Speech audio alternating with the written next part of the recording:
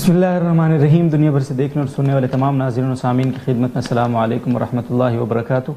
मैं हूँ आपके मेज़बान मोहम्मद अब्दुल वदूद और आप देख रहे हैं प्रोग्राम आपकी मसाइल का हल, जिसे रोज़ाना शब 9:05 पे मुल्क के मारूफ दीनी वसी तालीमी इदारे जामिअतुर रशीद कराची से बराह रास्त आपकी खिदमत में पेश किया जाता है।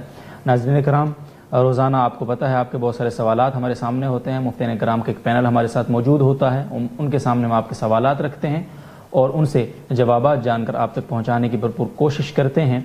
और नाज़रीन कराम, हमारे इस प्रोग्राम का एक ही मकसद है कि रसूलुल्लाह सल्लल्लाहु अलैहि वसल्लम ने जिस तरह इरशाद फरमाया कि इल्म हासिल करना हर मुसलमान मर्द औरत पर फ़र्ज़ और लाज़िम और ज़रूरी है।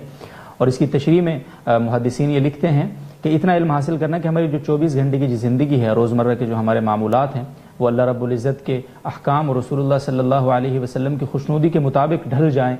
इतना इल्म हासिल करना बहरहाल हर मुसलमान पर ज़रूरी है। तो नाज़रीन इकराम, हमारे प्रोग्राम रोज़ाना जो शब 9:05 से लेकर रात 10 बजे तक जारी रहता है, ये इसी हुक्म को पूरा करने की एक अदना सी कोशिश है।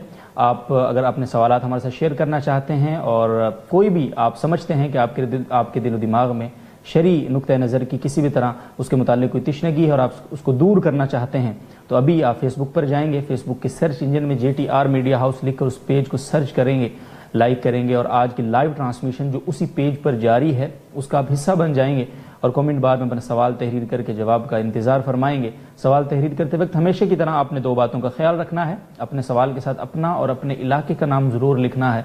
दूसरी बात, जितने भी गैर ज़रूरी सवालात हैं, फ़िरका वाराना नौइयत के हों, सियासी नौइयत के हों या फिर और भी जितने भी गैर ज़रूरी गैर अहम सवाल हैं, उनसे आप गुरेज बरतेंगे ताकि इस प्रोग्राम का ज़्यादा से ज़्यादा वक्त जो है वह हम उससे इस्तिफ़ादा कर सकें और अपने फ़ायदे के लिए उसको इस्तेमाल कर सकें।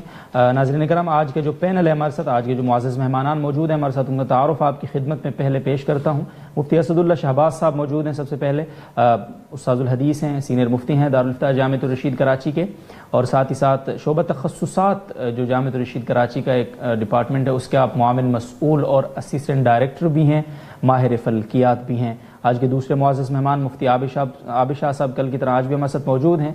सीनियर मुफ्ती हैं, सीनियर फैकल्टी मेंबर हैं जामिअतुर रशीद कराची के, और हलाल फूड के हवाले से आपकी जो खिदमात हैं वो किसी से ढकी छुपी नहीं है, हलाल फूड माहिर हैं। तीसरे मुअज़्ज़ज़ मेहमान मुफ्ती इमरान मजीद साहब, सीनियर मुफ्ती हैं, सीनियर फैकल्टी मेंबर हैं जामिअतुर रशीद कराची के, और साथ ही साथ आप माहिर मुआशियात भी हैं। IBA कराची से आपने MS कर रखा है इकनॉमिक्स के अंदर। तीनों मुअज़्ज़ज़ मेहमानों का बहुत बहुत शुक्रिया तशरीफ़ आवरी के लिए। और पहला सवाल है मुफ्ती असदुल्लाह शहबाज साहब की खिदमत में, और उम्मे अहमद साहिबा का ये सवाल है मुसाब कराची से। वो ये पूछती हैं, अगर टेक लगाए बगैर ज़िक्र जैसे करते हैं, ज़िक्र के दौरान बैठे बैठे हल्की सी झपकी आ जाती है नींद की, तो क्या उससे वज़ू टूट जाता है? नहीं जी, बिस्मिल्लाहिर्रहमानिर्रहीम। अगर टेक लगाई हुई नहीं है उन्होंने और थोड़ी सी ऊँग आ गई तो उससे वज़ू नहीं टूटता है, इसी तरह नमाज ठीक हो जाएगी। ज़ाकुमुल्लाह साहब। बिलाल साहब कराची से पूछ रहे हैं, क्या मिसवाक जो इस्तेमाल की जाती है उसमें पीलू की मिसवाक इस्तेमाल करना ख़ास तौर पे कोई सुन्नत है? नबी अकरम सल्लल्लाहु अलैहि वसल्लम शजरतुल अराक जिसको कहते हैं, यानी पीलू का दरख्त, उसी की मिसवाक इस्तेमाल फरमाया करते थे उमूमन, लिहाजा उसको अगर इस्तेमाल किया जाए तो ज़्यादा बेहतर है, वरना और किसी दरख्त की भी इस्तेमाल करना ममनू नहीं है, वो भी की जा सकती है। ठीक है, जज़ाकुमुल्लाह साहब। यानी सुन्नत का सवाब किसी से भी हासिल हो जाए? जी, सुन्नत मिसवाक करना सुन्नत है, किसी खास दरख्त की होना ये ज़रूरी नहीं। ठीक है, बहुत बहुत शुक्रिया जी। वक्कास अहमद साहब लाहौर से पूछना, अगर किसी नमाज के बाद अज़कार करते हुए ऊँग आ जाए और नया वज़ू किए बगैर भूल कर अगली नमाज भी पढ़ ली जाए, तो क्या वो नमाज लौटानी होगी? नहीं जी, नमाज लौटाने की ज़रूरत नहीं है। अगर टेक लगाई हुई नहीं है इन्होंने और वैसे बैठे हुए हैं और थोड़ी सी ऊँग आ गई है ज़िक्र के दौरान या मुराकबे के दौरान, उमूमन इस तरह हो जाता है, तो कोई हरज नहीं है, उससे वज़ू नहीं टूटता। बहुत बहुत शुक्रिया जी। मुसा मुहिबुल्लाह साहब कराची से पूछ रहे हैं, एक शख्स का एक्सीडेंट हुआ जिसकी वजह से वो कई दिन बिस्तर पर पड़ा रहा, अब सेहत बहाल हुई है और वो वज़ू वगैरह भी कर सकता है, लेकिन एक आमिल ने इसे इलाज के तौर पर हाथ पर पट्टी बांधने के लिए दी है और उसे पानी से महफूज रखने का कहा है, तो क्या इस उज़र की वजह से वो तयम्मुम कर सकता है? नहीं जी, इस बज़ाहिर इसके अहवाल से ये लगता है कि इस पट्टी के नीचे कोई ज़ख़म नहीं है, वैसे ही इनको बांधने के लिए दे दी है। अगर वैसे ही बांधने के लिए दी हुई है, नीचे कोई ज़ख़म नहीं है, तो इसको उतार कर वज़ू करना होगा, इस पर तयम्मुम करने की इजाज़त नहीं है। جی بہت شکریہ مصعب. اور اگلا سوال ہے آپ ہی کی خدمت میں. دبئی سے صدام حسین صاحب پوچھ رہے ہیں فجر میں مؤذن نے اذان نہیں دی اور دوسرے آدمی کو اذان دینے کی انتظامیہ کی طرف سے اجازت نہیں، تو کیا بغیر اذان کے جماعت کی نماز درست ہو گئی؟ نیز یہاں فجر میں امام صاحب آخری رکعت میں رکوع کے بعد ہاتھ اٹھا کر دعا پڑھتے ہیں، اس کے متعلق کیا ہوگا؟ دو مسئلے ہو گئے گویا کہ. تو اذان کا جو مسئلہ ہے، اگر کسی نے اذان نہیں دی اور نماز پڑھ لی ہے، نماز تو ہو جائے گی لیکن اذان کی سنت ترک کرنے کا گناہ ہوگا، وہ سنت ترک نہیں کرنی چاہیے. اور باقی یہ کہ آگے اگر امام فجر کے اندر قنوت پڑھ رہا ہے اور پیچھے مقتدی حنفی ہے تو اس کو چاہیے کہ پیچھے سکون سے کھڑا رہے، سکون معنی خاموشی سے کھڑا رہے اور کوئی چیز پڑھنے کی ضرورت نہیں ہے، اور اسی طرح اقتداء میں نماز پوری کر لے گا. جی بہت شکریہ. جی ام محمد صاحبہ بحرین سے پوچھ رہی ہیں عشاء کی کتنی رکعتیں ہیں؟ ہم تو 17 ہی پڑھتے ہیں، لیکن ادھر مرکز میں جاتی ہوں تو بتاتے ہیں کہ عشاء کی پہلی 4 سنتوں کی کوئی حقیقت نہیں ہے، کیا فرماتے ہیں آپ؟ دیکھیں جی، عشاء کے سے پہلے جو 4 سنتیں بتائی جاتی ہیں یہ سنت غیر موقدہ ہوتی ہیں. غیر موقدہ کا مطلب ہے کہ نفل کا درجہ ہے ان کا، کیونکہ ایک حدیث شریف میں آتا ہے بین کل اذانین صلاۃ، ہر 2 اذانوں کے درمیان میں نماز ہے، یعنی اذان اور تکبیر جو اقامت ہے ان کے درمیان میں نماز ہوتی ہے. ان میں سے 2 رکعتیں تو تحیۃ المسجد کی ویسے بھی آدمی پڑھتا ہے، اور 2 رکعتیں مزید صحابہ کے عمل سے بھی ثابت ہے، تو لہذا یہ 4 رکعتیں ہو جاتی ہیں. اور اگرچہ اس کے بارے میں کوئی مرفوع روایت نہیں ہے لیکن صحابہ کے عمل سے ثابت ہے، تو لہذا پڑھ لینے میں کوئی حرج بھی نہیں ہے. اگر کسی نے چھوڑ دی تب بھی کوئی حرج نہیں ہے، لیکن بہرحال پڑھنی چاہیے. اور کیونکہ اسی حدیث کی بنا پر کہ بین کل اذانین صلاۃ، تو اس کی حدیث کی بنا پر نماز کا اہتمام بہرحال کرنا چاہیے. جی بہت بہت شکریہ مصعب. اور محمد محمود خان صاحب ابوظہبی سے اگلا سوال پوچھ رہے ہیں. ہم سبق میں سورہ فجر پڑھ رہے تھے تو آیت والشفع والوتر میں ٹیچر نے کہا کہ اس میں صاف کہا گیا ہے کہ وتر 1 رکعت ہے. وضاحت فرما دیں کیا وتر 1 رکعت پڑھی جائے گی یا 3، اور وتر کا صحیح طریقہ کیا ہوگا؟ یہ محمد صاحب ہی کا سوال ہے. معذرت جی، اس میں والشفع والوتر سے 1 رکعت وتر تو بہرحال ثابت نہیں ہوتی ہے، نہ کسی محدث نے اس سے استدلال کیا ہے نہ کسی فقیہ نے استدلال کیا. یہ ٹیچر کا اپنا کوئی الگ سے طرز استدلال ہے. اس میں اختلاف بہرحال موجود ہے کہ وتر 1 رکعت ہیں یا 3 رکعت. امام شافعی رحمہ اللہ تعالی، امام احمد بن حنبل رحمہ اللہ کے نزدیک 1 رکعت وتر ہے، لیکن حنفیہ کے نزدیک اور مالکیہ کے نزدیک 3 رکعت وتر ہیں. پھر مالکیہ اور حنفیہ میں یہ پھر آپس میں اختلاف ہے کہ 3 رکعت جو وتر ہے وہ 2 سلاموں کے ساتھ ہیں یا 1 سلام کے ساتھ. حنفیہ کے ہاں تینوں رکعت 1 سلام کے ساتھ یہ مسنون ہے، اور اس کے اوپر بہت ساری روایات موجود ہیں. کتب حدیث اگر آپ تلاش کریں گے تو اس میں مل جائیں گی، خصوصاً وہ روایات جن میں یہ ذکر آتا ہے کہ نبی اکرم صلی اللہ علیہ وسلم وتر کی نماز میں فلاں صورتیں پڑھتے تھے. مثلا پہلی رکعت میں سورہ سبح اسم ربک الاعلی، دوسری رکعت میں قل یا ایھا الکافرون، تیسری میں قل ھو اللہ احد. اسی طرح آخری جو قل ہیں یہ والی بھی آتے ہیں. تو 3 صورتوں کا ذکر ہے کہ آپ صلی اللہ علیہ وسلم وتر کے اندر 3 صورتیں یہ پڑھتے تھے. تو اس سے پتہ چلتا ہے 3 رکعتیں ہی ہوتی تھیں، اس لیے 3 صورتوں کا ذکر ہے. اور بھی بہت ساری روایات ہیں، لہذا یہ کہنا کہ 3 رکعت ثابت نہیں ہے یہ بات درست نہیں ہے. جی بہت شکریہ مصعب. ابوظہبی سے اب سوال ہے محمد محمود خان صاحب کا. وہ یہ پوچھتے ہیں کیا درود تاج پڑھنا چاہیے؟ مصعب یہ درود تاج ہے کیا؟ یہ بھی بتا. یہ جو درود تاج ہے اس کے اندر درود ہی کے مختلف الفاظ ہیں، لیکن اس میں کچھ شرکیہ الفاظ بھی ہیں، تو لہذا اور اس کی کوئی سند بھی نہیں ہے، اور اس کے اوپر بہت سارے فضائل لکھے ہوتے ہیں وہ بے سند ہیں، اور اس کے اوپر اعتماد کرتے ہوئے اس کو مسنون سمجھنا یہ بالکل جائز نہیں ہے. خصوصاً جب کہ اس کے اندر شرکیہ الفاظ بھی ہیں تو اس کو نہیں پڑھنا چاہیے، اس سے بچنا چاہیے. اس کی بجائے دوسرے وہ درود جو کہ احادیث میں وارد ہوئے ہیں، نبی اکرم صلی اللہ علیہ وسلم نے خود تعلیم کی ہے ان درود کی، اور خصوصاً درود ابراہیمی جو ہے وہ سب سے افضل درود ہے، وہ پڑھنا چاہیے. ایسا درود جو خود ایجاد کردہ ہو اور اس کے اندر شرکی الفاظ بھی ہوں وہ نہیں پڑھنا چاہیے. بہت شکریہ. مفتی عابد شاہ صاحب مبشر ابراہیم صاحب کراچی سے آپ سے پوچھتے ہیں اگر کیڑے مکوڑوں سے کوئی دوا تیار کی جائے تو اس کا استعمال ٹھیک ہوگا یا نہیں، اور داخلی اور خارجی استعمال میں حکم کے اندر کوئی فرق آئے گا یا حکم ایک ہی ہوگا؟ بسم اللہ الرحمن الرحیم.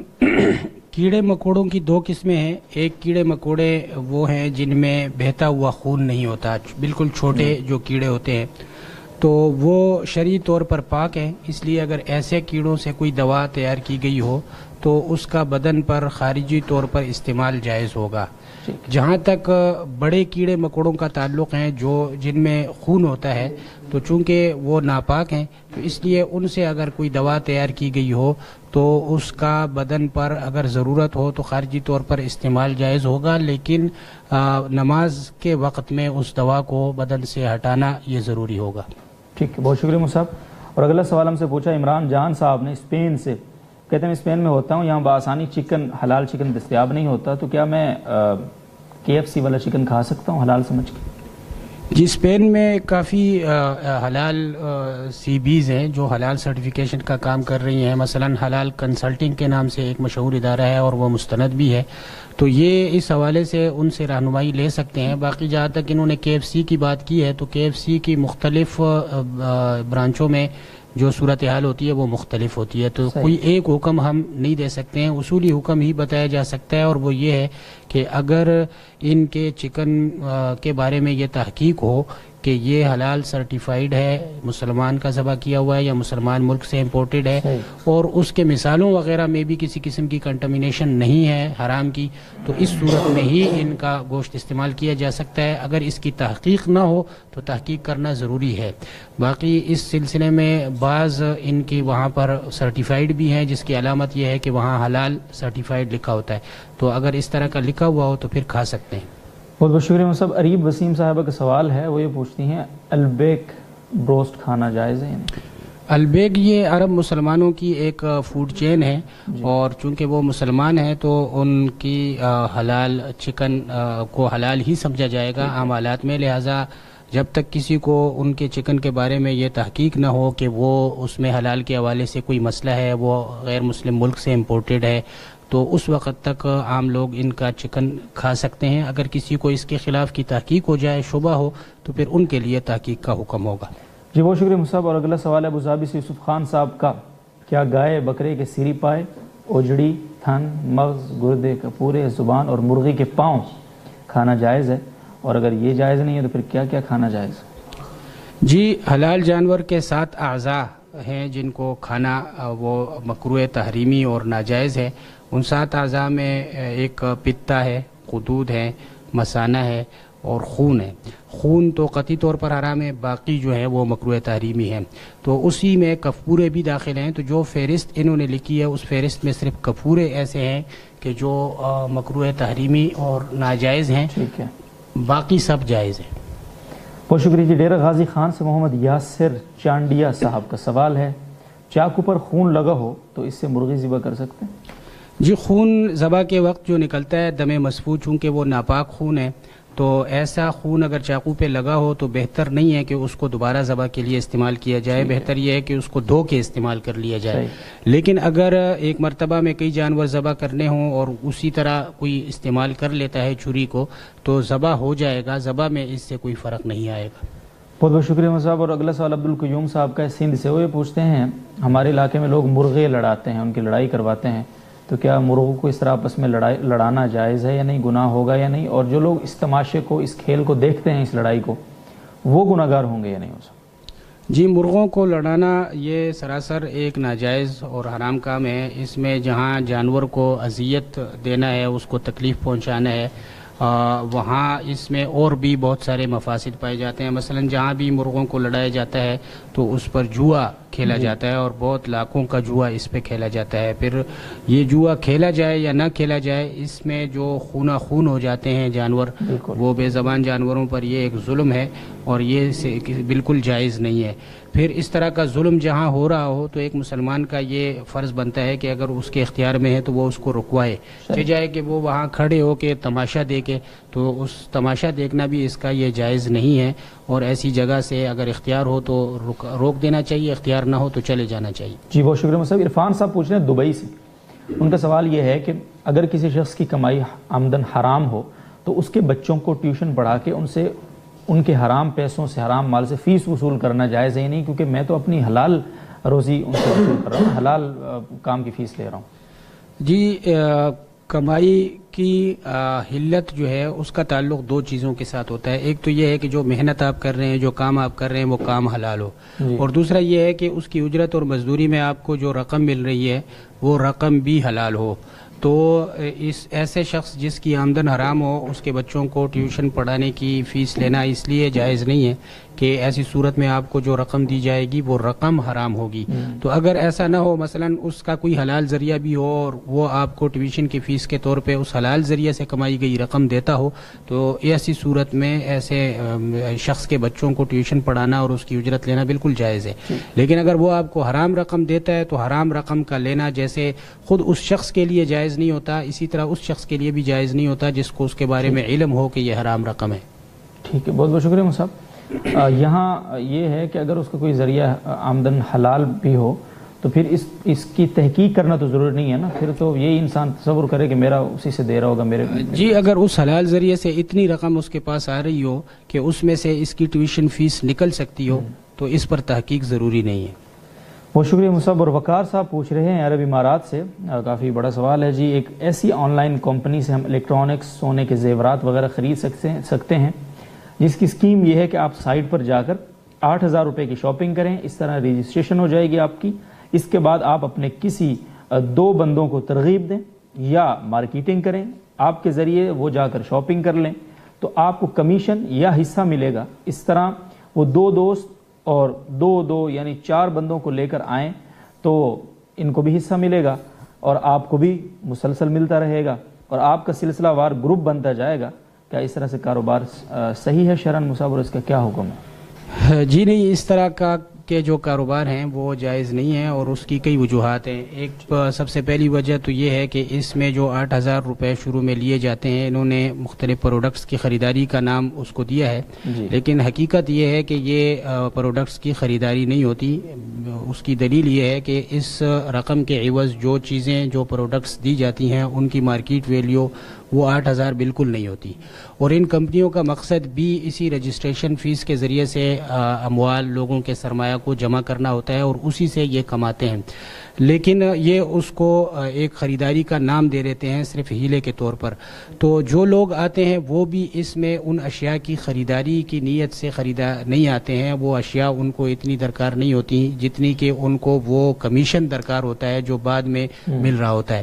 تو ایک تو اس کی وجہ یہ ہے کہ یہاں پر کوئی خریداری مقصود نہیں ہوتی, کمیشن کی لالچ میں آیا جاتا ہے. تو ہر شخص گویا اپنی رقم اس امید پر لگاتا ہے کہ یا تو وہ ڈوب جائے گی اور یا وہ اور رقم اس طرح سے کھینچ لائے گی کہ اور کمیشن ایجنٹ جو وہ بنائیں گے ان کی کمیشن اس کے پاس آئے. دوسرے یہ کہ یہ جو بعد میں جو لوگ کام کرتے ہیں ان کے کام کا اس کے کام سے کوئی تعلق نہیں ہوتا, لیکن اس کی کمیشن اس کو مل رہی ہوتی ہے. تو اس کی شریعت میں کوئی نظیر نہیں ہے کہ کوئی اور آدمی جو ہے وہ کام کرے اور اس کی کمیشن آپ کو ملے. تو خلاصہ یہ ہے کہ اس قسم کے جتنے بھی کاروبار ہیں مختلف ناموں سے مختلف وقتوں میں وہ مارکیٹ میں آئے ہیں, لیکن اس کے بارے میں دارالفتاؤں کا فتویٰ یہی ہے کہ یہ جائز نہیں ہے ان کے ساتھ کاروبار کرنا اور اس کی شرعاً گنجائش نہیں. جی بہت شکریہ. مفتی عمران مجید صاحب, جنید صاحب پوچھ رہے ہیں ایبٹ آباد سے, میں اسٹیشنری پر کام کرتا ہوں, ہمارے پاس کالج اسکول کے طالب علم پریکٹیکل کی کاپیاں بنوانے کے لیے لاتے ہیں جس میں تصویریں اور لکھائی دونوں شامل ہوتے ہیں. ہم انہیں بنوا کر دیتے ہیں اور اس کی اجرت وصول کرتے ہیں. کیا ہمارا یہ کام اور اس کے پیسے لینا جائز ہے؟ نہیں, یہ بہت عام ہو چکا ہے مسئلہ مصعب. بسم اللہ الرحمن الرحیم. دیکھیں, جہاں تک تصویر بنانے کا تعلق ہے تو اس پر احادیث میں بہت سخت وعید آئی ہے.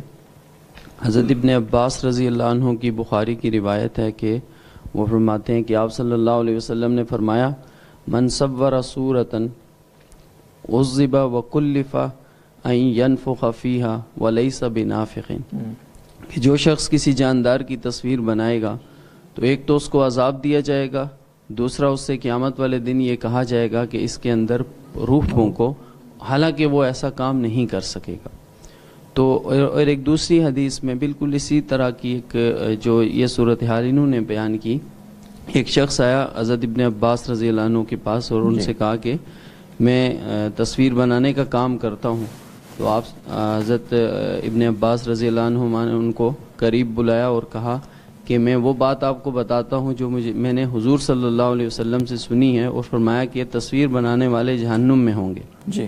اور پھر ان سے فرمایا کہ تم جب تصویر بناؤ تو بے جان چیزوں کی بناؤ اور درخت وغیرہ کی تصویر بناؤ. ٹھیک ہے. تو ان حدیث کی روشنی میں یہ جو کام کرتے ہیں تو ان کے لیے یہ ضروری ہے کہ جاندار کی تصویر سے اپنے آپ کو بچائیں. باقی جیسے یہ اگر بات کرتے ہیں پریکٹیکل کی تو عموماً جو فزکس کی پریکٹیکل کی کاپیاں ہیں یا کیمسٹری کی ہیں تو اس میں تو اپیریٹس اور اس طرح کی چیزیں صرف بنائی جاتی ہیں, اور جو بایولوجی کی جو بکس کاپیز ہوتی ہیں پریکٹیکل کی اس میں بھی اگر سرکولیٹری سسٹم بنا رہے ہیں یا ڈائجسٹیو سسٹم بنا رہے ہیں تو وہ تو انسان کے اندر کے نظام ہیں, ان کی تصویریں بنانے میں بھی کوئی حرج نہیں ہے.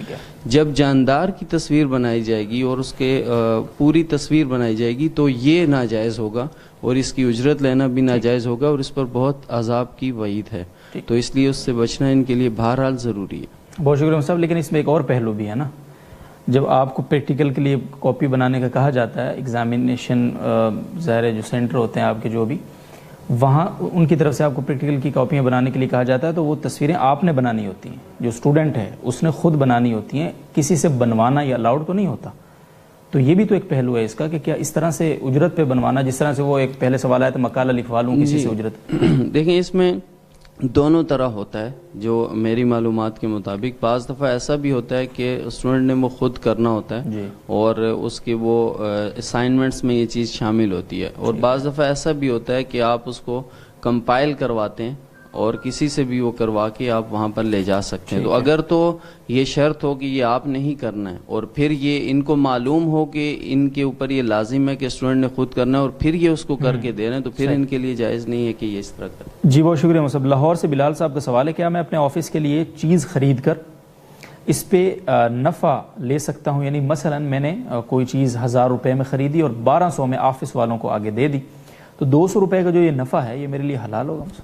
دیکھیں اگر جیسے انہوں نے کہا آفس کے لیے خریدتا ہوں تو اس کا مطلب یہ ہے کہ آفس نے ان کو یہ اسائن کیا ہے کہ آپ جا کر یہ چیز خریدیں, تو یہ جب آفس کے بہاف پر خرید رہے ہیں تو یہ آفس کے وکیل ہیں, تو یہ منافع آفس سے نہیں لے سکتے. جتنے میں یہ خریدیں گے اتنے ہی یہ آفس کو لا کر دیں گے. ہاں البتہ اگر آفس کے انہیں یہ اسائنمنٹ دینے سے پہلے انہوں نے وہ چیز اپنے لیے خرید کے رکھی ہوئی تھی اور اب آفس کو ضرورت پڑ گئی اور اب یہ آ کر نفع پر آفس کو بیچ دیتے ہیں تو یہ جائز. بہت بہت شکریہ مصعب. اور اگلا سوال ہے اعجاز احمد صاحب کا کشمیر سے.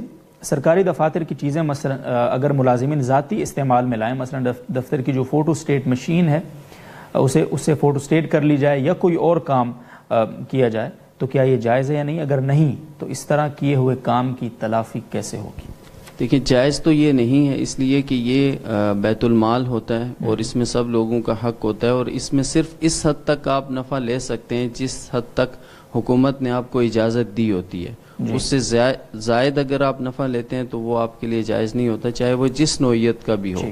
اور اگر یہ اس طرح کا کام کر چکے ہیں تو پھر ان کے ذمہ یہ لازم ہے کہ یہ کسی طریقے سے اس کی جو تلافی ہے, اس کا جو اماؤنٹ بنتا ہے وہ گورنمنٹ کے فنڈ تک واپس پہنچایا جائے. اور وہ یہ پہلے بھی یہاں سے ایک دفعہ بتایا جا چکا ہے کہ اس کا ایک آسان طریقہ یہ ہے کہ جو سرکاری ٹرینیں ہیں ان کی اوپن ٹکٹ لے کر اتنی اماؤنٹ کے ان کو ضائع کر دیا جائے. بہت بہت شکریہ مصعب.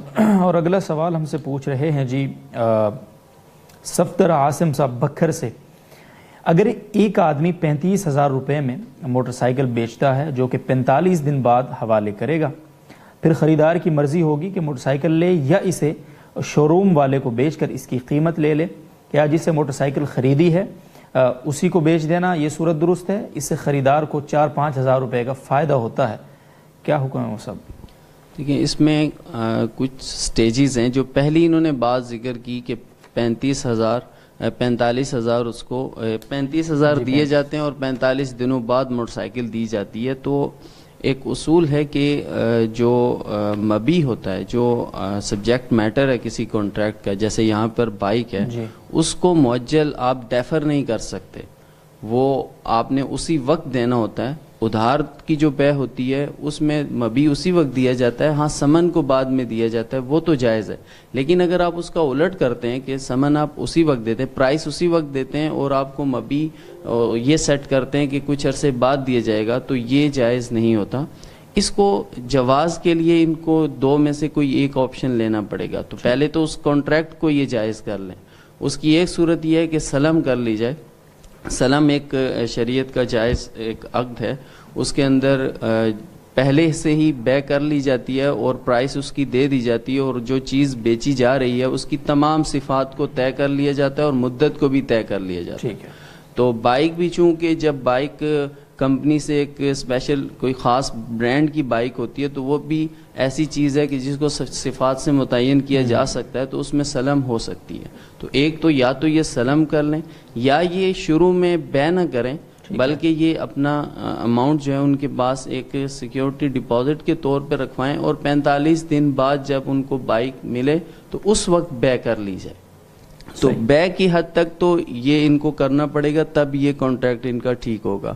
باقی انہوں نے جو بات کی کہ جب 45 دن بعد ان کو بائک ملے گی تو یہ اسی کو بیچ دیں یا کسی اور کو بیچ دیں, تو جب ان کے پاس یہ دونوں آپشن ہیں تو یہ ایسا کر سکتے ہیں, بشرطے کہ بائک کو اپنے ضمان اور اپنے قبضے میں ایک دفعہ کر لیں, کیونکہ شریعت کا اصول ہے کہ جو شخص رسک لیتا ہے وہی پھر اس پر پروفٹ لے سکتا ہے. تو جب یہ قبضے میں بائک کو لے لیں گے تو رسک ٹرانسفر ہو جائے گا, اس کے بعد یہ اس پر پروفٹ لے سکتے ہیں, چاہے اسی کو بیچ دیں چاہے کسی اور کو بیچ دیں. جی بہت شکریہ مصعب. قمر مصروف چودھری صاحب کا اگلا سوال ہے, میرے اکاؤنٹ میں سود کی رقم آئی اور ساتھ ہی ٹیکس بھی کاٹا گیا, کیا اس صورت میں بھی سود کی رقم صدقہ کرنا لازم ہوگا؟ دیکھیے یہ یہاں پر انہوں نے تفصیل لکھی نہیں کہ یہ کون سا ٹیکس کاٹا گیا, تو یہاں پر تینوں آپشنز ممکن ہے کہ یا تو ان کے اصل انویسٹمنٹ سے ٹیکس اس پر لاگو ہوتا ہے, یا ان کا جو انٹرسٹ کی شکل میں جو اضافہ ہے اس پر ٹیکس لاگو ہوتا ہے, یا دونوں کے یعنی کمبائن دونوں پر ٹیکس لاگو ہوتا ہے. تو اگر تو انویسٹمنٹ پر ٹیکس صحیح ہے تو پھر یہ ساری جتنی بھی سود کی رقم آئی ہے یہ صدقہ کرنی ہوگی. گویا کہ جو ٹیکس ہے وہ انویسٹمنٹ سے گیا ہے, سود کی رقم اپنی جگہ باقی ہے, تو یہ اس کو کم نہیں کر سکتے, جتنا سود لگا ہے سارے کا سارا صدقہ کرنا ہوگا. لیکن اگر ٹیکس جو انٹرسٹ کی شکل میں جو زیادتی ہے اس پر لگا ہے ٹیکس, تو پھر جتنا ٹیکس لگ چکا ہے وہ تو اس کا چلا گیا, اور باقی جو رقم بچتی ہے اس کو لے کر صدقہ کر دیں. اور اگر دونوں کی کمبینیشن پر ٹیکس لگ رہا ہے تو پھر جو پرسنٹیج ہے اس پرسنٹیج سے یہ دیکھ سکتے ہیں کہ اس کا کتنے پرسنٹ سود پر لگا ہے, تو وہ سود سے ادا ہو گیا, اور جو باقی ہے وہ دوسرے سے جو انویسٹمنٹ ہے وہ اس سے ادا ہو گیا. تو پھر جو سود کی رقم باقی بچ جائے گی وہ لے کر صدقہ ان کو کرنی پڑے گی. بہت بہت شکریہ مصعب. اور اگلا سوال ہے بلال صاحب کا کراچی سے, وہ یہ پوچھتے ہیں رمضان کے 1 سے زائد روزے توڑ دیے اگر کسی نے, تو اب کفارے کی کیا صورت ہوگی؟ کیا ہر روزے کا الگ الگ کفارہ ادا کرنا ہوگا؟ نہیں, ایک ہی رمضان کے اگر یہ روزے انہوں نے توڑے ہیں تو پھر کفارہ تو ایک ہی ہوگا, البتہ قضا سب کی کرنی ہوگی. ٹھیک. اور 1 سے زائد رمضان اگر ہوں تو 1 سے زائد رمضان اگر ہوں تو پھر اس میں یہ دیکھا جاتا ہے کہ اس کی ریزن کیا ہوئی ہے روزہ توڑنے کی. اگر تو وہ انٹر کورس تھا یعنی جماع تھا اپنی ان کی اہلیہ کے ساتھ, تو پھر یہ ہر رمضان کی الگ الگ کفارہ بھی دیں گے. البتہ اگر اس کے علاوہ کوئی اور ریزن سے انہوں نے روزے توڑے تو پھر تمام رمضانوں کا پھر ایک ہی کفارہ ہوگا, البتہ قضا ہر روزے کی ہوگی. ٹھیک ہے, بہت بہت شکریہ صاحب. اور اگلا سوال بھی آپ ہی کی خدمت میں انڈیا سے محمد ثاقب صاحب نے پوچھا ہے, مچھر اور مکھی اگر ان کا وہ کپڑے پہ لگ کے مر جائیں تو ان کا خون جو ہوتا ہے کپڑے سے پہ جو لگ جاتا ہے اس سے نماز ہو جائے گی یا نہیں؟ اور اگر یہی صورتحال نماز کے دوران پیش آ جائے تو کیا حکم ہوگا؟ دیکھیے ان چیزوں کے اندر دم مصفوح نہیں ہوتا, لہٰذا وہ ناپاک اس طرح نہیں ہے کہ اس کو دھونا واجب ہو اور وہ اس سے نماز پہ فرق آتا ہو. البتہ دھو لینا بہتر ہے, لیکن اگر لگا رہے تو اس سے نماز پہ کوئی فرق نہیں آئے گا, اور نماز کے دوران اگر ایسا ہو جائے پھر تو کوئی حرج نہیں ہے, بالکل فرق نہیں آئے گا. بالکل فرق نہیں آئے. ٹھیک, بہت شکریہ مفتی اسد اللہ شہباز صاحب. عبد الباسط صاحب کا سوال ہے, میری رات کی ڈیوٹی ہے, دن کو سونا ہوتا ہے, جس کی وجہ سے ظہر اور عصر کی نماز قضا ہو جاتی ہے, کیا کروں؟ تو کرنا ان کو وہی ہے جو ان کو پتہ ہے کہ ان کو نماز کے وقت میں اٹھنا چاہیے اور نماز اپنے وقت پہ پڑھے. اگر یہ مؤخر کریں گے اور اس طرح قضا کریں گے تو بہت بڑے گناہ کا مرتکب ہوں گے, اور ان کو نمازوں کا اہتمام کرنا چاہیے. اس کی وجہ سے اگر ان کو زیادہ مشکل ہوتی ہے تو نوکری چھوڑنی پڑے تو نوکری بھی چھوڑ دی جائے, بالکل اس میں بھی کوئی حرج نہیں ہے. بہت بہت شکریہ مصعب. عرفان اور اکزئی صاحب شارجہ سے پوچھتے ہیں, میری پمپنگ اسٹیشن میں ڈیوٹی ہے, اس کی وجہ سے جمعہ کے دن پورا خطبہ سننا مشکل ہوتا ہے, کیا اس کا گناہ ہوگا؟ جبکہ اگر جلدی چلے جائیں تو عام پبلک کو تکلیف ہوگی ہماری وجہ سے. عام پبلک کو کوئی تکلیف نہیں ہے، یہ اصل میں اپنا پیٹرول بیچنا چاہتے ہیں، اور جبکہ اذان اول جب ہو جائے اس کے بعد خرید و فروخت ممنوع ہوتی ہے، اور یہ خرید و فروخت کرنا جائز نہیں ہے ان کے لیے. اپنے پیٹرول پمپ بند کر کے اور جمعے کی نماز کے لیے جانا ان کے لیے واجب ہے. اگر اس طرح کرتے رہیں گے تو ان کو گناہ ہوگا. بہت شکریہ مصعب. محمد افشاد حسین صاحب کا سوال ہے، کیا عیدگاہ کو کہیں اور دوسری جگہ منتقل کر سکتے؟ نہیں جی، عیدگاہ دو قسم کی ہوتی ہیں. ایک تو یہ کہ ویسے ہی کسی گراؤنڈ میں جا کے لوگ عید پڑھتے ہیں تو وہ اس کے اوپر عیدگاہ کا اطلاق نہیں ہوتا، وہ تو ویسے بھی گراؤنڈ ہوتا ہے. لیکن دوسری عیدگاہ وہ ہوتی ہے جس کے اوپر باقاعدہ اس کو وقف کر دیا جاتا ہے عیدگاہ کے لیے، اور باقاعدہ باؤنڈری وال لگا دی جاتی ہے، محراب بنا دیا جاتا ہے، تو وہ عیدگاہ اصل عیدگاہ وہ کہلاتی ہے. تو اگر ایسی عیدگاہ ہے اور اس کو وقف کیا ہوا ہے تو اس کو پھر تبدیل کرنا جائز نہیں ہے، الا یہ کہ کوئی ایسی صورت پیش آ جائے کہ وہ وہاں سے آبادی ہی منتقل ہو جائے یا اس عیدگاہ کو آباد کرنے کی کوئی صورت نہ ہو، تو پھر قضائے قاضی سے یا جماعت المسلمین کے مشورے سے اس عیدگاہ کو بیچ کر اس کی جگہ دوسری عیدگاہ خریدی جا سکتی ہے، لیکن وہ ایک خاص صورت ہوگی، ہر صورت میں یہ جائز نہیں. بہت شکریہ مصعب. حیات نور صاحب کا سوال باجوڑ سے، وہ کہتے ہیں اگر شہید کے ساتھ کپڑوں میں شناختی کارڈ یا کوئی رقم رہ جائے اور بعد میں پتہ چلے کہ یہ رہ گیا ہے تو کیا کرنا چاہیے؟ دیکھیں، یہ جو شناختی کارڈ ہے اس کی تو ویسے شہید کو ضرورت بھی نہیں ہے اور آپ کو بھی ضرورت نہیں ہے، اس کو نکالنے کی تو شاید ضرورت نہیں ہے. ہاں، البتہ رقم اگر بہت بڑی رقم ہے تو اس کو نکالنا یہ چاہتے ہیں تو قبر کو کھولا جا سکتا ہے اور اس کو نکالا جا سکتا ہے، لیکن یہ اس میں اہتمام کر لیا جائے کہ اتنا وقت نہ گزر گیا ہو کہ جس کی وجہ سے میت کے اندر کبھی بدبو ہو جاتی ہے، کبھی پھٹ جاتی ہے. یہ باور کر کے کہ شہید ہے اور اس کی لاش خراب نہیں ہوگی، یہ باور کرنا جائز نہیں ہے. البتہ اگر کچھ ہی وقت گزرا ہے، کچھ ہی وقت مطلب کہ چند گھنٹے یا ایک آدھ دن جس میں اس کی لاش پھٹی نہیں ہوگی تو اس کو نکال لیا جائے تو یہ کوئی حرج نہیں اس میں. ٹھیک ہے، بہت شکریہ مصعب. محمد یعقوب صاحب کراچی سے پوچھ رہے ہیں، میں نے 1 دسمبر 2016 کو 30,000 روپے ماہانہ کی 4.5 لاکھ روپے کی کمیٹی ڈالی تھی جو 1 سال کے بعد نکلی. 15 دن میں سارے پیسے استعمال ہو گئے، اللہ، اور 4 لاکھ کا قرض بھی ہو گیا مصعب. کیا مجھے زکوٰۃ دینی ہوگی یا نہیں؟ انہوں نے جو صورت ذکر کیا ہے اس کا ایک اصولی جواب ہے، وہ کئی مرتبہ پہلے بھی شاید بیان ہو چکا. وہ یہ کہ جس دن ان کے پاس 52.5 تولے چاندی کی قیمت کے برابر کوئی چیز آ گئی ہو، رقم آ گئی ہو، اس دن یہ صاحب نصاب بن جائیں گے. جب اس دن صاحب نصاب بن جائیں گے، اس کے بعد پھر اگلے سال جب اسلامی سال گزر جائے گا تو اس دن اسلامی دن جب وہی آئے گا جس دن یہ صاحب نصاب بنے تھے. اب ان کے پاس اگر اتنی رقم موجود ہے جو کہ نصاب جتنی تھی تو، اور ان کے اوپر قرضہ وغیرہ بھی نہیں ہے، قرضہ منہا کر کے باقی اتنی رقم بچتی ہے تو پھر ان کے اوپر زکوٰۃ ہوتی ہے ورنہ نہیں. یہ جو خاص صورت انہوں نے ذکر کی ہے کہ میں نے 30,000 روپے ماہانہ کے طور پر جمع کیے تھے، تو بظاہر ایسے لگتا ہے کہ پہلے مہینے جب انہوں نے 30,000 جمع کیے ہوں گے اس وقت اگر اور کوئی رقم نہیں ہے اور اس کے اوپر قرضہ بھی نہیں تھا تو یہ صاحب نصاب پہلے مہینے تو نہیں بنے. ہاں، البتہ اس کے بعد تقریباً 38-39 ہزار روپے کا نصاب بنتا ہے. جب ان کے پاس 8-9 ہزار روپے مزید آگے ہوں گے تو یہ صاحب نصاب بن گئے. جب صاحب نصاب بن گئے تو وہ تاریخ ان کو نوٹ کرنی چاہیے تھی. پھر اگلے سال اس تاریخ پر اگر ان کے پاس، اگلے اسلامی سال مراد ہے، اس تاریخ پر اگر ان کے پاس اتنی رقم موجود ہے جو نصاب جتنی ہے اور ان کے اوپر قرض وغیرہ بھی نہیں ہے، اگر قرض ہے تو منہا کر کے اتنی رقم اگر موجود ہے تو زکوٰۃ دینی پڑے گی، ورنہ زکوٰۃ نہیں دینی پڑے گی. بہت شکریہ صاحب. اسی قسم کا تو نہیں، اس کے متعلق ایک زکوٰۃ ہی کے متعلق ایک سوال ہے اسامہ نیاز صاحب کا لاہور سے. وہ یہ پوچھتے ہیں کہ اکثر علاقوں میں رواج ہوتا ہے کہ جب بچی چھوٹی ہوتی ہے تو مائیں اسی وقت سے اس کے جہیز اور سامان اور وہ تیار کرنا شروع کر دیتی ہیں. سونا بھی ہوتا ہے، دیگر سامان بھی ہوتا ہے. تو وہ جو سونا ہوتا ہے خاص طور پر یا دوسرا جو سامان ہوتا ہے اس کی زکوٰۃ کا کیا حکم ہے؟ جب تک بچی نابالغ ہے تو بچی پر تو نہیں آ سکتا، اور اگر جب بچی بالغ ہو جائے گی تو پھر بچی کے ذمہ لازم ہوگا یا ماں کے ذمہ لازم ہوگا؟ اس کی تفصیل دیکھیں. ان میں سے جو اموال زکوٰۃ ہیں، مثلا سونا وغیرہ، ایک تو انہوں نے بستر خریدے ہیں، فرنیچر خریدا ہے، وہ تو اموال زکوٰۃ ہے نہیں. اگر سونا وغیرہ خریدا ہوا ہے اور وہ اگر انہوں نے بچی کی ملکیت میں ابھی تک نہیں دیا بلکہ اپنی ہی ملکیت میں رکھا ہوا ہے، پھر تو زکوٰۃ ان کے ذمے ہے، یہی دیں گے. لیکن اگر انہوں نے خریدتے وقت ہی نیت کر لی تھی کہ یہ بچی کا ہی ہے تو پھر ان کے لیے استعمال جائز نہیں ہوگا اس کا، اور وہ بچی کی مملوک ہو جائے گا.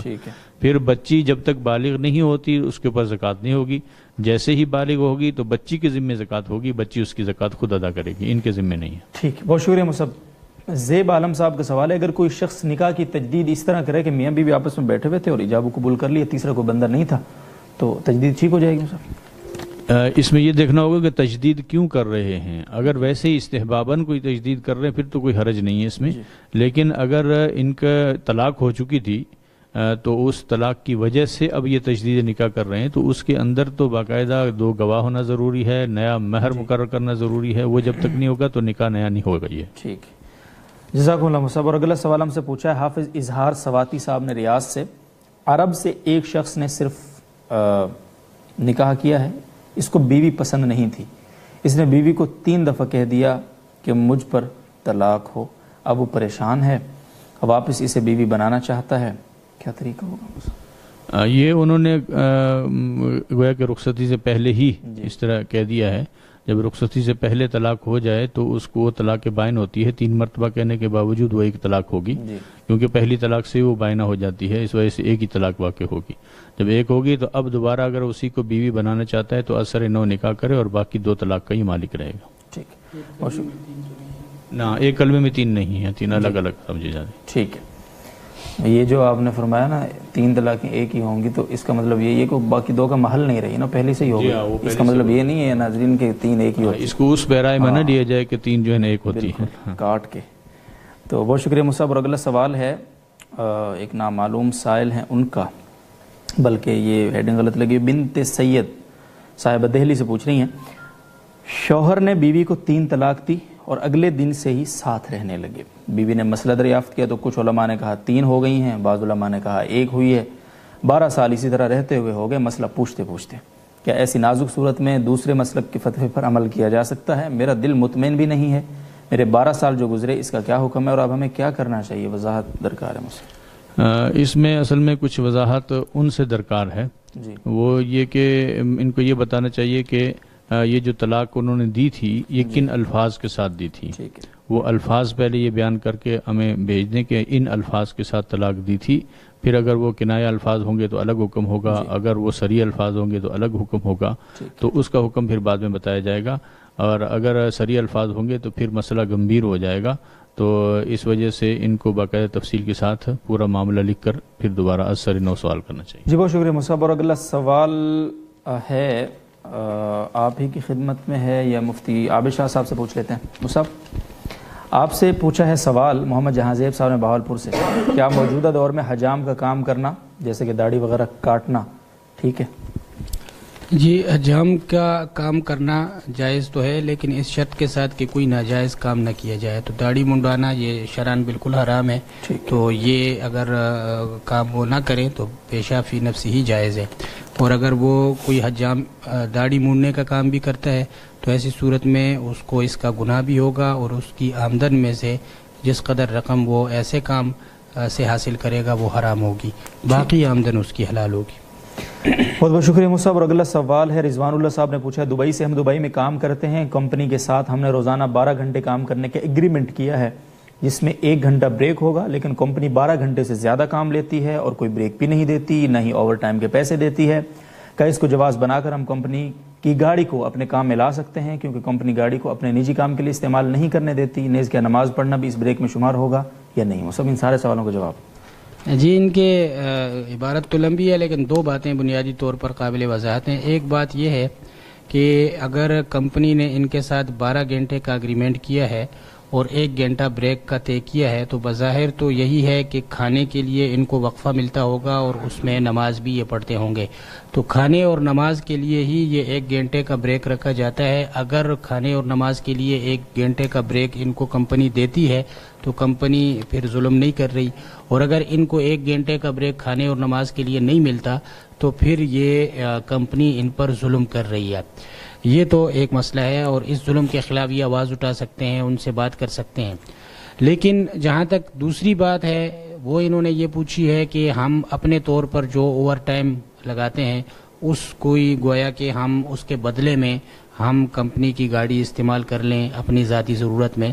تو اس حوالے سے یہ بات سمجھنے کی ہے کہ کسی کا کام کر کے اس پر مزدوری لینے کا جو استحقاق ہوتا ہے شرعاً، وہ باقاعدہ عقد کرنے سے ہوتا ہے. یعنی جب ہم کسی سے عقد کرتے ہیں کہ میں آپ کا یہ کام کروں گا یا اتنا وقت آپ کو دوں گا اور اس کے بدلے میں آپ سے اتنی اجرت اور مزدوری لوں گا. تو جب انہوں نے طے نہیں کیا اوور ٹائم کے بارے میں تو وہ طے کیے بغیر تو ان کے لیے کسی قسم کی معاوضے کا استحقاق نہیں ہوتا ہے. یہ ان کو شرعاً یہ حق ہے کہ یہ انکار کر دیں کہ ہم زائد ٹائم کام نہیں کرتے ہیں اس لیے کہ اگریمنٹ کے مطابق ہمارے 12 گھنٹے ہیں، اس سے زیادہ ہم پر لازم نہیں ہے. لیکن اگر یہ انکار نہیں کرتے ہیں اور کام کرتے جاتے ہیں تو اس کام کی کوئی اجرت کا ان کو شرعاً استحقاق نہیں ہوگا. تو اس لیے جب کسی قسم کی اجرت کا استحقاق نہیں ہوگا تو اس کی مقابلے میں یہ کمپنی کے اثاثوں کو ذاتی ضرورت میں استعمال بھی نہیں کر سکیں گے، یہ ان کے لیے جائز نہیں ہوگا.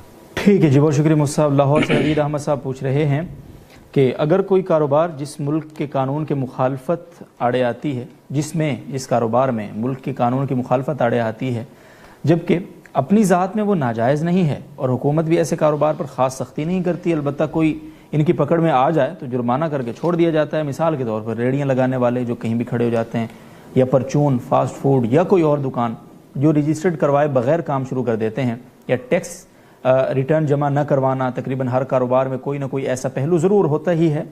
آپ کا پروگرام دیکھ کر اندازہ تو ہو گیا کہ کام گناہ کا ہے، مگر آمدنی کا کیا ہوگا وہ صاحب؟ جی، آمدنی کے حوالے سے مختصراً یہ اصول پیش نظر رکھنا چاہیے کہ اگر کوئی شخص کسی ملک کا جائز ٹیکس بچاتا ہے تو ایسی صورت میں اس قدر تو اس کی آمدن میں وہ حرام عنصر شامل ہو جائے گا. لیکن جہاں تک انہوں نے بقیہ کام لکھے ہیں، جیسے ریڑھی والا کسی ان اتھرائزڈ جگہ پر وہ ریڑھی لگا لیتا ہے تو وہ ناجائز تو ہے کہ حکومت کے جائز قانون کی خلاف ورزی کا گناہ اس کو ہوگا. لیکن یہ ہے کہ اس صورت میں اگر اس کا وہ کام جو ہے وہ حلال ہو، وہ جائز ہو، جیسا کہ ظاہر یہی ہے تو کہ وہ کسی جائز کام کے لیے ریڑھی لگائے گا تو پھر اس کی آمدن حرام نہیں ہوگی، آمدن اس کی حلال ہوگی. جزاکم اللہ صاحب، بہت بہت شکریہ. محمد ثاقب صاحب انڈیا سے پوچھ رہے ہیں، میرے والد کی ایک زمین کے 2 حصے ہوئے، ایک میرا اور ایک میرے بھائی کا، لیکن میں اپنا حصہ کسی ضرورت کی وجہ سے فروخت کر رہا ہوں. میرا بھائی سے خریدنا چاہتا ہے لیکن پیسے اسی وقت نہ دے کر دھیرے دھیرے کچھ وقت میں دے گا. کیا اس صورت میں کسی اور کو فروخت کرنا ٹھیک ہوگا مجھے؟ جی، اس میں ایک تو شرعی حکم ہے اور ایک آپ کی اخلاقی طور پر آپ کے لیے کیا مناسب ہے وہ بات ہے. تو شرعی طور پر تو آپ کو بالکل حق ہے کہ آپ اپنی زمین کسی کو بھی بیچ سکتے ہیں، اور آپ کے بھائی کو شریعت نے زیادہ سے زیادہ یہ حق دیا ہے کہ وہ اگر راضی نہیں ہے تو وہ شفع کر کے وہ زمین لے لے. لیکن ایسی صورت میں ظاہر ہے کہ اس کو پوری رقم کا انتظام کر کے یکمشت ادا کرنا ہوگا. ٹھیک ہے. لیکن اخلاقی طور پر اگر آپ اس کا تحمل کر سکتے ہیں کہ بھائی ہی کو زمین بیچیں اور اس سے رفتہ رفتہ رقم وصول کریں تو آپ کے لیے یہ بہتر ہوگا، اس میں آپ کو بھائی کا تعاون کرنے کا ثواب بھی ہوگا. لیکن اگر آپ اس کا تحمل نہیں کر سکتے ہیں اور آپ کو فوری رقم ضرورت ہے تو شرعاً آپ کے لیے جائز ہے، اس میں کوئی حرج نہیں ہے آپ کے لیے کہ آپ کسی اور کو زمین بیچ دیں. بہت شکریہ. مصب انڈیا ہی سے ایک سوال اور ہے، نذیر احمد صاحب پوچھ رہے ہیں، باپ بیٹوں کو زمین بخشش کرے یعنی دے جبکہ بیٹیاں راضی نہیں ہیں، یعنی ان کا حصہ نہیں دے رہے ہوں گے، تو کیا ہوگا ہم سب؟ جی، یہ اگر والد اس طرح سے اپنی زمین بیٹوں کو دے دیتا ہے کہ بیٹیوں کو بالکل محروم کر دیتا ہے، مطلب یہ ہے کہ اس زمین کے بدلے میں بیٹیوں کو پیسے یا کوئی اور مال دے کر راضی نہیں کرتا، تو یہ ایک طرح کا ظلم ہے جو جائز نہیں ہے. اس کی وجہ سے والد گناہگار ہوگا. لیکن قانونی طور پر اگر والد وہ زمین بخشش میں بیٹوں کے باقاعدہ قبضے میں دے دے تو ایسی صورت میں وہ بیٹے مالک بن جائیں گے اور بیٹیوں کو قانونی طور پر مطالبے کا حق نہیں ہوگا. ہاں، گناہگار والد ہوگا، وہ میں نے پہلے یہ عرض کر دی. بہت شکریہ جی. ابیہ فاطمہ صاحبہ کا اگلا سوال ہے، اگر شوہر بیوی کے پیسے بلا ضرورت لے لیتا ہے تو بیوی جو ہے وہ یہ جھوٹ بول سکتی ہے کہ وہ جب مانگے تو کہے کہ کوئی نہیں میرے پاس نہیں ہے؟ جی، بس یہ صراحتاً جھوٹ بولنا جو ہے اس کی ہمارے دین میں اجازت نہیں دی گئی ہے. البتہ یہ ہے کہ یہ شوہر اگر اس طرح سے رقم لے لیتا ہے تو یہ توریہ کر سکتی ہے، مطلب ایسی گول مول بات کر سکتی ہے کہ جس سے یہ اس سے اپنی رقم کی حفاظت کر سکے. مثلا رقم جو ہے وہ کسی ٹرنک وغیرہ میں بیگ میں رکھی ہو اور یہ کہیں کہ میرے پاس رقم نہیں ہے. اس قسم کی جو تعویل ہے وہ تعویل کر کے میں نے ایک بڑے عالم کے متعلق سنا ہے سر کہ ان کے پاس جب کوئی شخص آتا تھا نا ادھار مانگنے کے لیے تو وہ کہتے تھے کہ نہیں ہے. تو بعد میں جب ان کے مریدین یہ خاص جو خادم خاص وہ کہتے تھے حضرت پہ ایسے، تو کافی انہوں نے کہا میرے دل میں یہ تھا کہ آپ کے لیے نہیں ہے، میں تبھی مجھے پتہ تھا یہ واپس نہیں کرے گا، ٹھیک ہے، تو اب اس کو انکار بھی کروں تو بھی ناراض ہوگا، تو ایک میرے دل میں یہ تھا کہ آپ کے لیے نہیں ہے، وہ آپ کے لیے دل میں تھا اور نہیں ہے اس کے لیے، تو ایسا کچھ جی بس توریہ ایسا ہونا چاہیے کہ اس کے دو مطلب بن سکیں، ایک مطلب جو ہے وہ صحیح ہو اور ایک مطلب دوسرا ہو جس کو آپ مراد لے رہے ہو، لیکن یہ جو آپ مثال دے رہے ہیں اس مثال میں تھوڑا سا مسئلہ ہے کہ اس میں ٹھیک، بہت شکریہ جی۔ بہار سے نظر الدین صاحب پوچھ رہے ہیں جی، کیا عورت سونا اور چاندی کی انگوٹھی کے علاوہ کوئی اور دھات کی انگوٹھی پہن سکتی ہے؟ جی پہن سکتی ہے، صرف لوہے کی انگوٹھی جو ہے وہ عورت کے لیے بھی مکروہ تحریمی ہے، اور بعض رات نے فرمایا کہ تنزیہی ہے لیکن اس سے بچنا چاہیے، باقی کسی بھی دھات کی انگوٹھی عورت پہن سکتی ہے۔ ٹھیک ہے، بہت بہت شکریہ جی۔ محمد فہیم صاحب بلوچستان سے پوچھ رہے ہیں موبائل گیم کھیلنا کیسا ہے؟ یہ لفظ واضح نہیں ہے، کھیلنا ہے یا کھلانا انہوں نے لکھا ہے، کھیل نہیں ہوگا سر، تو کھیلنے میں کوئی حرج نہیں ہے، اچھا، اور کھلانا اگر ہے تو اس کی یہ صورت لکھیں کہ اس کی یہ فیس لیتے ہیں، کیا صورت ہوتی ہے۔ جی بہت شکریہ مصعب۔ مفتی عمران مجید صاحب فائنل راؤنڈ ہے آپ کی خدمت میں، سوال ہے محمد فاضل صاحب کا کراچی سے۔ ایک بندہ کرسی پر بیٹھ کر نماز ادا کرتا ہے مگر کبھی کبھار کرسی سے اٹھ کر بیچ صف میں کھڑے ہو کر قیام کرتا ہے اور امام رکوع کرے تو بیٹھ جاتا ہے، کیسا کرنا صحیح ہے؟ دیکھیں جب نمازی سجدے پر قدرت اس کو نہیں رہتی، جب وہ سجدہ نہیں کر سکتا تو پھر اس کے لیے قیام فرض نہیں رہتا، تو اس میں یہ بھی اس کے پاس گنجائش ہے کہ وہ قیام کر کے نماز پڑھے، اور یہ بھی گنجائش ہے کہ وہ بیٹھ کر نماز پڑھے، اگرچہ فقہاء نے لکھا ہے کہ بیٹھ کر پڑھنا افضل ہے لیکن اس کے لیے کھڑے ہو کر نماز پڑھنا بھی جائز ہے، تو اس لیے ان کا یہ طرز عمل ٹھیک ہے کہ جس حد تک وہ قیام کر سکیں تو قیام کریں، اور پھر جب بیٹھ کر پڑھنا چاہیں تو بیٹھ کے پڑھ لیں۔ جی بہت شکریہ مصعب۔ عبد الواحد صاحب یو پی انڈیا سے پوچھ رہے ہیں اگر کوئی شخص نماز کے شروع میں لفظ ثنا سہون یا قصدن پڑھ دے تو اس کی نماز کا کیا حکم ہوگا؟ مفصل اور مدلل جواب عنایت فرمائیں۔ دیکھیں یہ جو نماز کے اندر جو کوئی لفظ بول دیا جاتا ہے تو اگر وہ لفظ حمد و ثنا یا دعا کی قبیل سے نہ ہو، یعنی وہ اس کانٹیکس میں نہ آ سکتا ہو، تو اس سے نماز فاسد ہو جاتی ہے، چاہے وہ سہون کہا جائے یا چاہے وہ عمدن کہا جائے، نیز چاہے وہ منفردن کہا جائے یا امام کے پیچھے کھڑے ہو کر کہا جائے۔ تو یہ جو لفظ ثنا ہے یہ اگرچہ ٹائٹل تو ایک اللہ تعالیٰ کی تعریف کا ہے لیکن خود اس کے اندر کوئی حمد و ثنا یا کوئی دعا کے کلمات نہیں ہیں، یہ تو اس لیے لفظ ثنا سے نماز فاسد ہو جائے گی، چاہے سہون کہیں چاہے عمدن کہیں۔ ٹھیک ہے، بہت شکریہ جی۔ اور اگلا سوال بھی ہے آپ ہی کے پاس آ رہا ہے، پاک پتن شریف سے محمد اسلم صاحب پوچھتے ہیں کیا نابینا حافظ صاحب یا قاری صاحب جو ہے وہ امام مسجد بن سکتا ہے اور جمعہ اور دیگر نمازیں پڑھانا جائز ہے اس کے لیے؟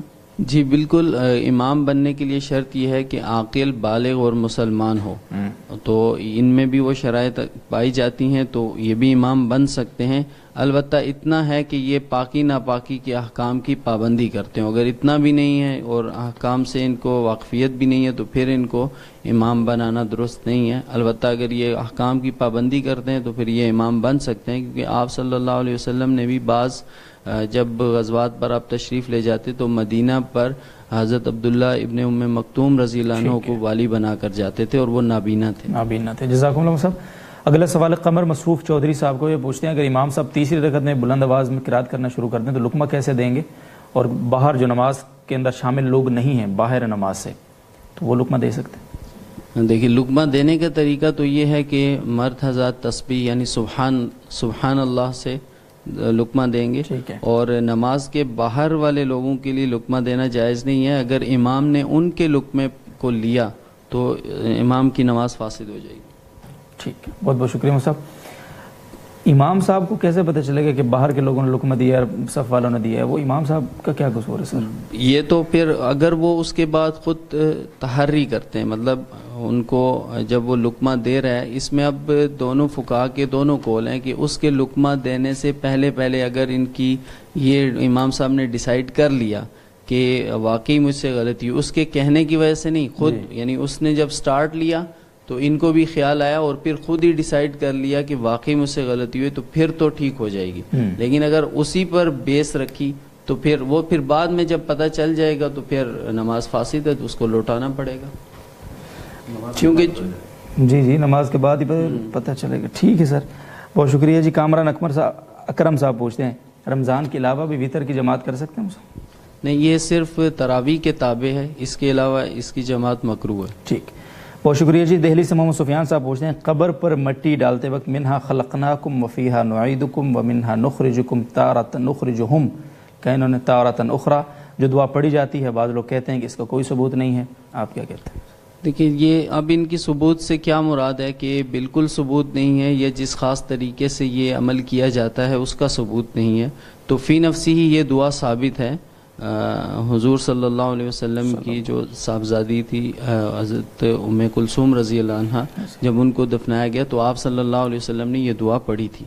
تو اس لیے ثبوت کا انکار نہیں کیا جا سکتا. البتہ جو اس کا ایک طریقہ ہے کہ اس کے جو مٹھیاں بھر کر پھینکتے ہوئے مٹی ڈالتے ہوئے جو پڑھی جائے، تو اس کے بارے میں تو یہ کہا جا سکتا ہے کہ احادیث سے بیانی یہ کیفیت شاید ثابت نہیں ہے، لیکن بالکلیہ اس کا انکار کرنا یہ درست نہیں ہے.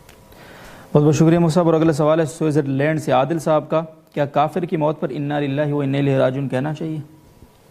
دیکھیں، اس میں جو ایک اس نیت سے کہنا کہ اس کو صدمہ ہوا ہے، یا اس طور پر کہنا کہ اس کو استغفار کی نیت سے، یعنی اس کی دعا کی نیت سے، تو یہ تو بالکل جائز نہیں ہے. کیونکہ قرآن کی ایک آیت میں اللہ تعالیٰ نے مسلمانوں کو اور نبی کو بھی اس سے منع کیا ہے کہ وہ مشرکین کے لیے استغفار کریں. تو اس نیت سے کہنا تو بالکل جائز نہیں ہے.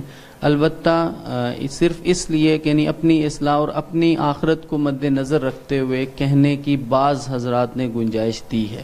تو اگر کوئی اپنی آخرت کو سوچتے ہوئے اور یہ سوچتے ہوئے کہ یہ دنیا سے چلا گیا تو مجھے بھی ایک دفعہ جانا ہے، تو اس نیت سے اگر پڑھ لے تو اس کی گنجائش ہے. البتہ اگر اس سے بھی اجتناب کر لیا جائے تو یہ زیادہ بہتر ہے. زیادہ بہتر ہے. جزاکم اللہ. معین الدین صاحب پوچھتے ہیں جی ڈاکٹر کا شوگر کے مریض کو یہ کہنا کہ اگر اللہ اور رسول بھی تمہیں جوس دینا تو مت پینا، کیسا ہے؟ سب جائز ہے؟ دیکھیے، یہ بہت ہی خطرناک کلمہ ہے، اس لیے کہ سورہ احزاب کی آیت نمبر 36 میں اللہ تعالیٰ یہ فرماتے ہیں کہ کسی مومن کے لیے یہ جائز نہیں ہے کہ جب اللہ اور اس کے رسول اس کے لیے کسی چیز کو طے کر دیں تو اس کو یہ اختیار مل جائے کہ وہ کرے یا نہ کرے.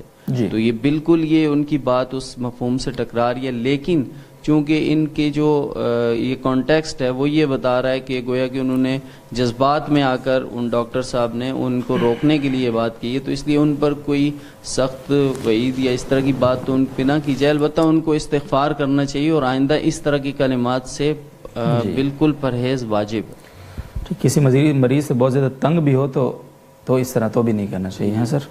بنت سلیم صاحب کراچی سے پوچھ رہی ہیں جزاک اللہ کے جواب میں کیا کہا جائے؟ جیسے کہ مرد اور عورت دونوں کو جزاک اللہ ہی کہا جائے گا اور دونوں کے لیے ایک ہی جواب ہے اس کا؟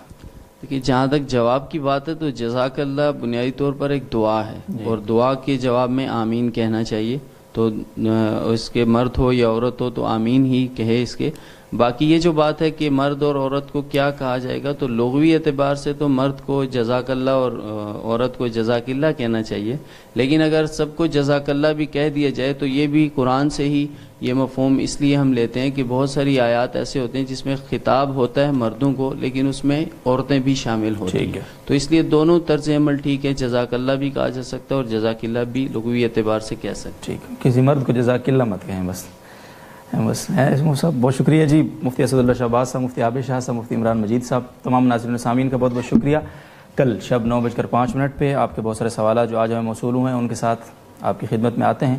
Stay with us. السلام علیکم.